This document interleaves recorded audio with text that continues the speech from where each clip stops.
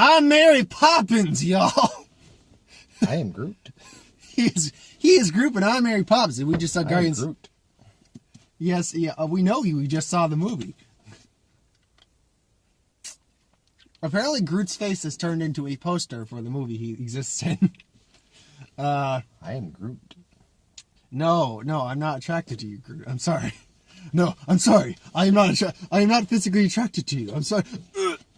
What are you doing? I'm sorry. The thought of us being intimate together makes me physically ill. Hey,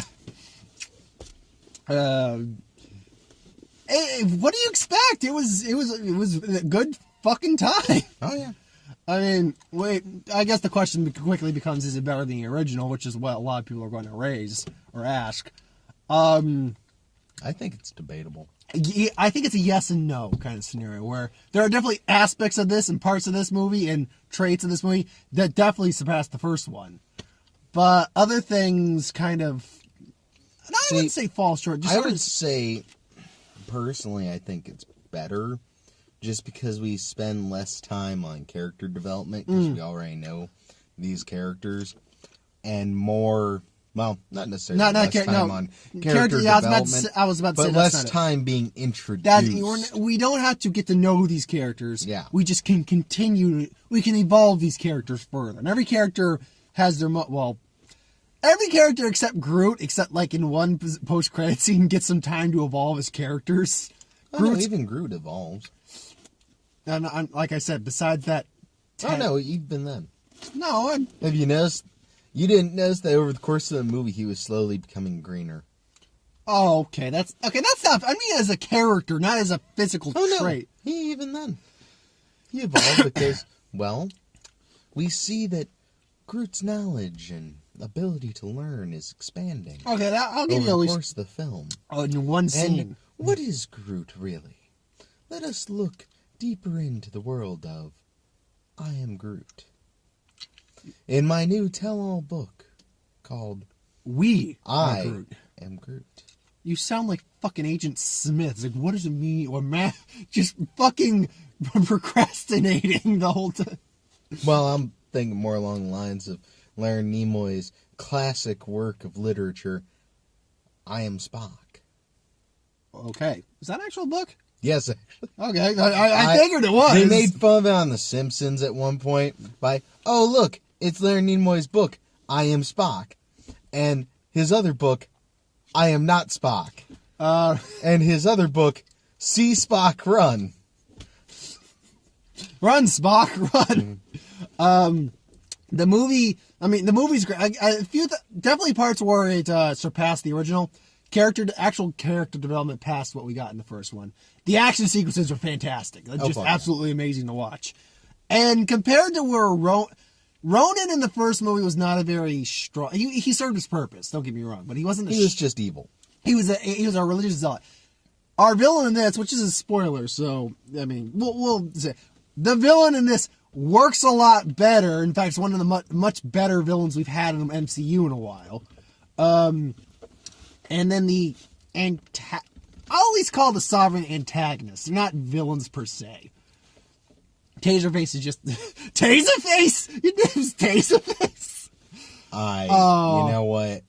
See, that's the thing, is I don't consider the Sovereign or... I wouldn't... Taserface? Or Taserface and his rebellion Taserface. To be antagonists, just because they're mostly there as comedic foils and to provide explosions for other people. I will counter that argument because it's clearly set up that Sovereign still want the Guardians dead and will try later on with a more powerful version of them.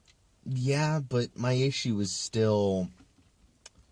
Are they trying At the end of the day, it's basically a bunch of red shirts are attacking the Guardians of the Galaxy. Except it's not red shirts. It's kids in an arcade with little drones. No, those weren't kids.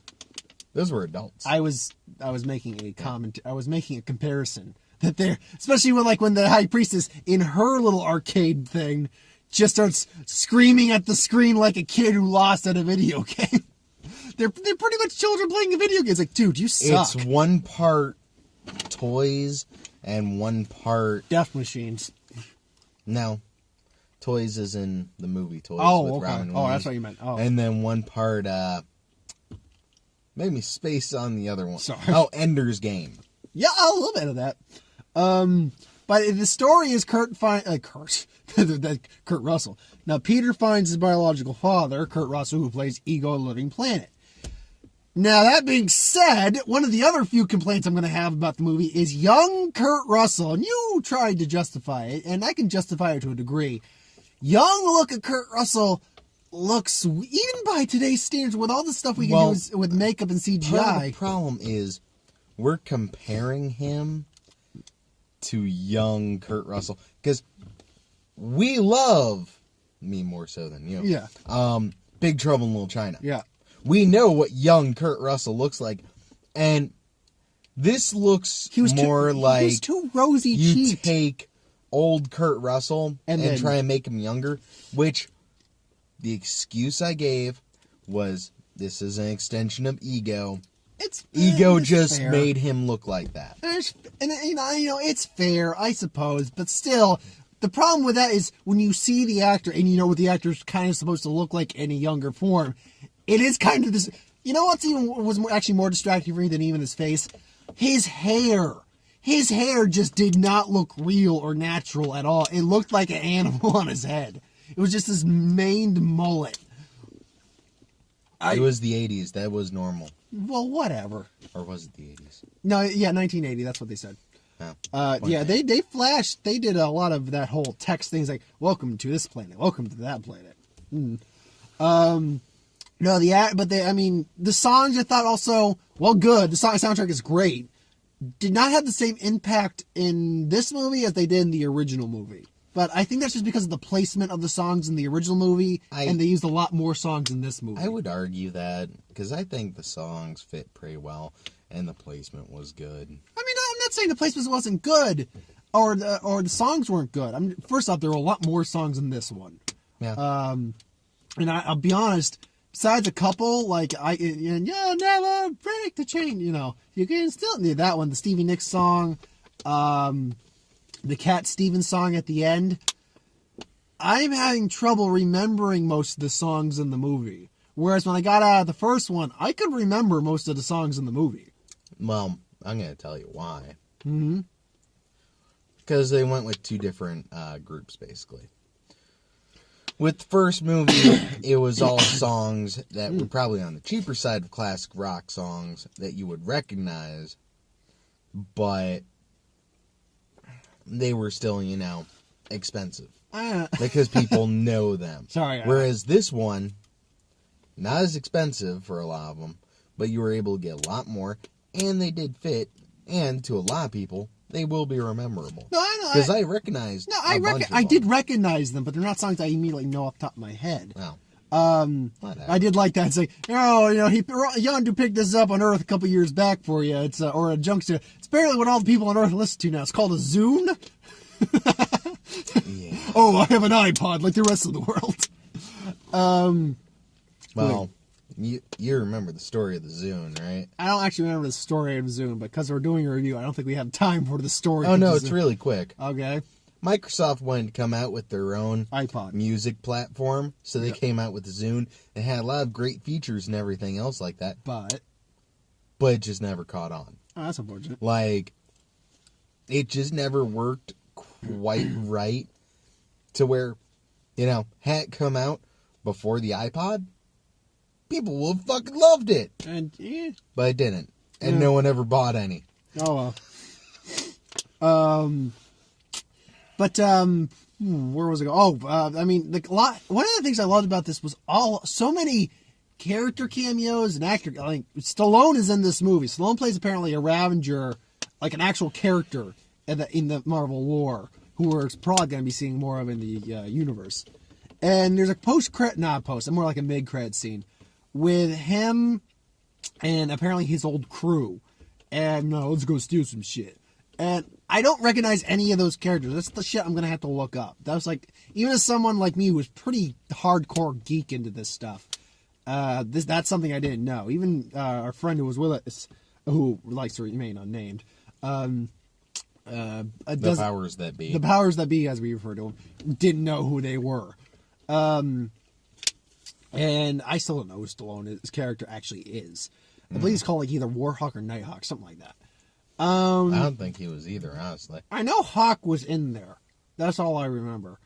The action sequences, though, were still phenomenal. The effects were... Even though we were in a much closer row, and there was a few moments where the whole screen seemed like just garbled mess of movement and colors, most of the time it was pretty cleared up.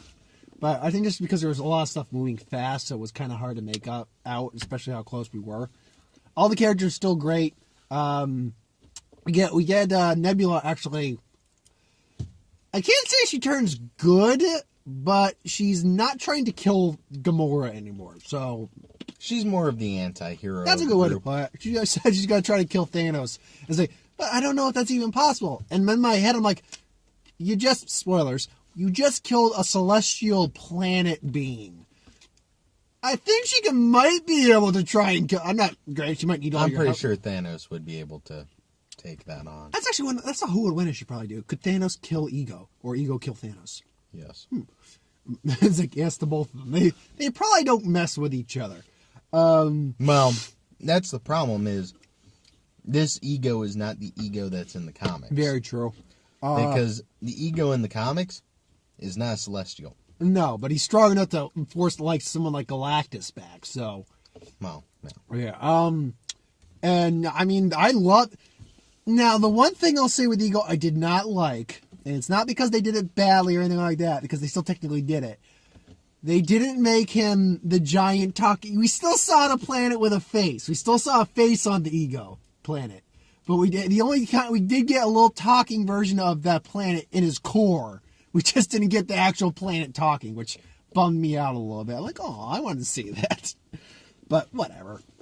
No, and yeah, Ego starts off as, oh, I'm your dad. Yay, Dad. Oh, you're my best friend. Playing catch with a light energy ball. Yeah. And then it turns out Ego is a complete and utter dick. But he does it for what he thinks are justified reasons. Because that's when the villain is really good, when you can actually understand and almost relate to their motivations. You can almost relate to the motivations of Ego to a minor extent when you think about it. And I'm not saying I agree with him at all. I'm just saying when you think about where he's coming from, his stance on it, him and Peter are eternal as long as the light exists. His light is his energy, whatever. So in the long term, they're the only ones that are going to remain, say, like other immortals, like Celestials, like the Watchers, Thanos, whatever. Well, no, he doesn't seem to know about any of them. No, he pretty much flat out says, oh no, it's just going to be me and you. Yeah. Like he's wiping out life on all other planets. All other planets that he's seeded. I would have to imagine that he hasn't seeded literally every planet in the cosmos. Well, enough. But again, and we're also trying to compare. Also, remember, he did this over the course of thousands, if not millions. No, you're right. No, you're not wrong. But I'm saying that when you think about his justification for it, you can kind of see where he's coming from. Loneliness, but then the eternal. The duo is like, we'll be finally together, Peter. And all that. I'm not. My issue is that the problem with what you're saying is the fact that at the end of the day, he's still wiping out life on all other planets. I'm not saying he's right for it. What he says is that basically he finally found other life. And he was disappointed. And he was just disappointed. He was lackluster about it. Yeah. Well, I'm not arguing that point per se. I'm just arguing when he explain, and I can't explain it per se. We only saw the movie tonight, so I'll have to see it again to maybe try to justify it a bit better. When he actually explains his reasoning for it, no, don't be wrong. And I'm hearing him explain, like, you're fucking insane. No, they're gonna stop you. They have to stop you. But when you think about it from the standpoint of a being who's just created somehow and who's been alone for millions and millions of years, you can kind of start to shape where his understanding of that concept would come from. Now, that being said, he fell in love with Peter's mom and gave his mom a tumor. It's like, Well, basically to make sure that he didn't have the urge to go back. it's like, oh my God, it's like all my plans, like she could have stopped me, so I didn't want to put that tumor in her brain. And then Peter just shoots him dead, but whatever. And then he fills him up with holes. Then when he reappears, it's almost Ghostbuster-y, just this wailing nervous system of a man. Just, that's my dad. And then when he reappears again, you just see this. Of course I have problems. That's my dad. And then he reappears again in his core. You see the flesh forming over his skeleton and beyond. Just, fuck. Yeah. But that's what actually made him one of the much more effective villains in the MCU, I thought. Then Ronan's just not Ronan. You keep saying Ronan. Yondu's just awesome. She's like, you look like Mary Poppins. Like, is he awesome? Yeah, he is. I'm Mary Poppins, y'all. There was a lot of quotable shit in this movie. Oh fuck yeah. I think this has. I'm gonna put a turd in your pillow, but it's not gonna be my turd. It's gonna be his turd. It's gonna be his turd. Famously huge turds. It's like, you can create anything you want here. I'm gonna create an 800-foot tall statue of Pac-Man, but this is it's like, I'm gonna build some crazy shit. Oh man, it was awesome. It was beautiful. Yeah. So yeah, I mean, the movie overall, I thought, improved on a lot of the aspects the original had. And it can drop the ball on a couple things, but nothing serious. And I don't want to even say drop the ball. It just didn't have the same punch as the other one. But some of the cameos, they got the Howard the Duck cameo again. See, that's the thing is, I would just kind of argue that, personally, I thought it was better. Overall, I agree. I still really love the first one, but overall, I like this one a bit more. I would agree with that. I'm not saying that I think it's worse. I do agree. I think it's overall a better movie. But I do think the first one has a few things over this one than... What's the best way to put it? The first one has a couple things over this the second one, but I think the things that the second one has over the first one outweigh that, as opposed to... You see where I'm trying to get with that statement, right? No. Oh my fucking God. On one hand, you're like, well, I like the first one more. I think it's a better movie. That's not what I'm saying. Then you're like... Okay. So which one do you like better? I think I like this one better, but Anyway. I think the first one has a couple aspects that are better than this one. Okay. But this one has a lot more aspects better than this first one. Is that an easier way to put it? So you like the second one more? Oh, God damn. Anyway. All right, whatever.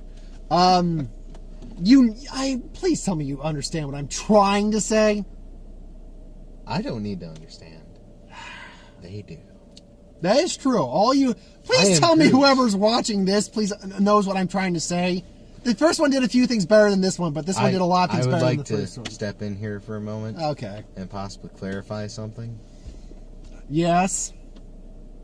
Throughout the movie, every single time Groot is just waving at people, it is adorable and really cute. Yeah. And he's just like, I am Groot.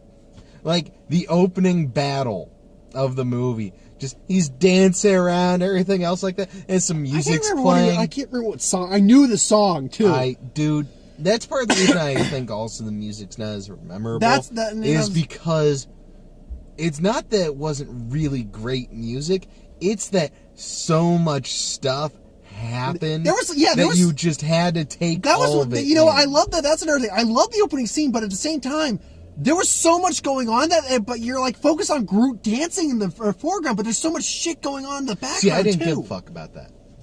Because that's the whole joke, is you're focusing on Groot, who is oblivious to all of this. Yeah, I get it, but at the same time, I don't know. In my mind, what I mean is, throughout the course of the movie, there's so much going on that you just don't... You don't pay attention to all of it. No, you pay attention, but it's just kind of thing where it's kind of like, oh, well, then there's this part. Oh, my God, but there's this part, and this part, and this part. Wait, what was this part? Because you're just following so much and so into it. Yeah, there's so much going on that it's hard to keep track of everything. Exactly. That's what I meant. Because it's really good. Yeah. But, no, that opening scene of just Groot dancing around, then at one point, Gamora's shooting the giant alien parasite thing, and Groot just stops, Gamora looks over at him, and he's just like, hi. The cameo, there was a lot of character cameo. Like, they got Howard the Duck again. Howard the Duck, the Watchers. You know you're out of luck until you go duck. The Watchers were a big one. I'm like, that's where our Stan Lee cameo came in too. Yeah, and then he apparently is not aware of who Adam Warlock is, but they hint Adam Warlock at they flat out say they're the Sovereigns, who are these gold alien people. She's making Adam Warlock, who is going to be used to try to kill the Guardians, but in the end will probably be used to stop Thanos. I'm trying to think of who else. Whoever Stallone and those guys are supposed to be. Yeah, no, I know that. I noticed more in the background. I just can't remember. There was a lot. I did like that we saw the old '80s Dairy Queen logo and then the new revamped Dairy Queen. Fuck yeah. That was hilarious. But to wrap it up, trailers. Got The Last Jedi, Star Wars Episode 8. Looks good. That's just a teaser, but yeah, it still looks good. We got Thor 3, Thor Ragnarok. That looks awesome. I still love the Zeppelin playing. The Hitman's Bodyguard. That looks fucking hilarious. Yeah. Fuck Transformers 5. At least we got a new trailer this time. Yeah, I've seen that. It's the best trailer, but that's not saying shit for these movies. Yeah. The Mummy, the most current trailer, it looks good. Spider-Man, the most recent trailer, looks good. And Dunkirk, which looks like it's going to be a really hard shot to the Nats. No, but that looks good. But it's Christopher Nolan doing it too, yeah. So yeah.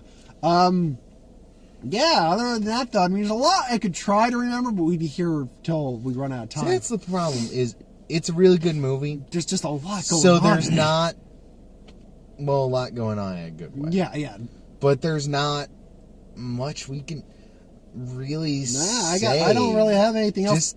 Besides, go watch it. Besides quoting and all that stuff. Go watch. I mean, it's spoiler, now. But whatever. Go, do it now. Do it now. What would you rate it? Do you remember what you rated the first Guardians? Nope. No. 9.5. Yeah, I give it about not 10. I give it 8.5, 9. I do have some minor issues, but nothing serious. Yeah, next week's gonna be King Arthur, Legend of the Sword. May is gonna be a stacked month for movies because we got King Arthur next week, Alien Covenant the following week, and Baywatch that following week, plus Pirates of the Caribbean, and then Wonder Woman the following week. Pirates of the Caribbean and Wonder Woman are really the only two I'm mostly looking forward to. Yeah, you're not looking forward to Alien Covenant? Not looking forward to King Arthur? You make me sick. The powers that be are showing off his poster. The powers that be our ego. Yeah, all right. Well, he's got about 9.5. I got 8.5 out of 9 or out of 10. Well, no, I said 9.5 or 10. Yeah, okay, 9.5 or 10. I'm going about 8.5, 9. Yeah, so thanks for watching. Hope you enjoyed. Like, comment, share, and subscribe. As always, if you want us to review something, put in the comments below. Let us know. We'll do a review of it at some point. Ideas for who to win Star Wars, what ifs, superheroes, anything I do on the channel. Put in the comments below. I'll get to it at some point. Yes, King Arthur will be next week. I got Samurai Jack and other stuff coming. Mace Windu versus Samurai Jack. Bye. Okay. Later.